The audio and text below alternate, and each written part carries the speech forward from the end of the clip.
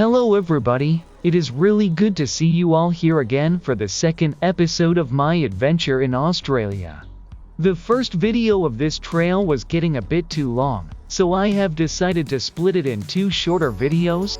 In the end, it is just more videos for you guys. This trail is a very difficult one, as you guys could see on the previous video. This used to be a secondary road used by some lodgers in the past, but after the activity has come to an end, the road was completely abandoned. It is currently used by some four-wheel drive enthusiasts, but they have told me that every year the road conditions get worse. It is hard to see through all the thick vegetation, and to drive through so many big rocks and fallen branches of trees along the way. It was just something like 4:30 in the afternoon, but the tall trees were blocking most of the sunlight.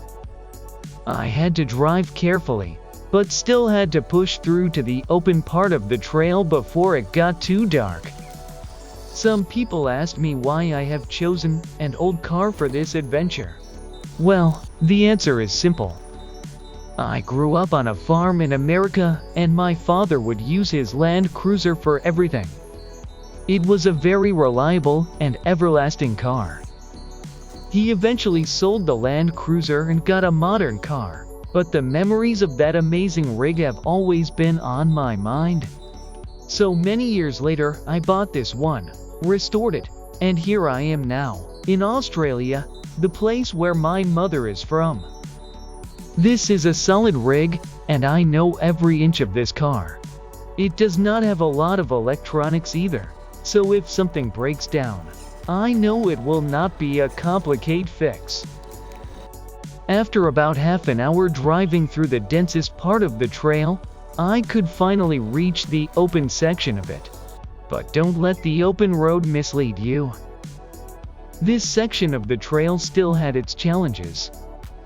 There are so many rocks along the way that it is hard to avoid them. Most of the times I just had to stick to one of the most important rules of off-roading. Drive as slow as possible, as fast as necessary. Avoiding the rocks was nearly impossible, so I just had to go slow to avoid damaging the car. I had to lock the differentials, otherwise it would have been really easy to lose traction.